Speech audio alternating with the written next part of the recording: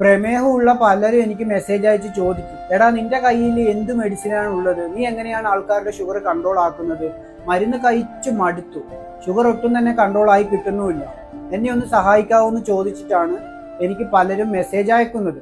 എൻ്റെ കയ്യിൽ യാതൊരുവിധ മെഡിസിനും ഇല്ല.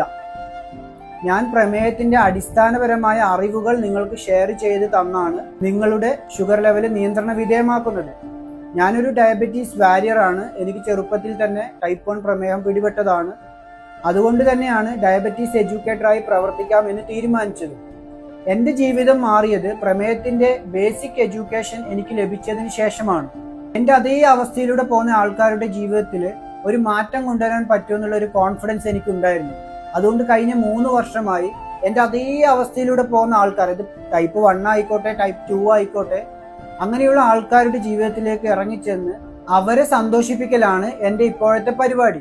ഞാൻ മറ്റേതൊരു ജോലിക്ക് പോയാലും ഈ ഒരു സാറ്റിസ്ഫാക്ഷൻ കിട്ടുകയില്ല എന്നുള്ളത് എനിക്ക് 100% ഉറപ്പാണ്.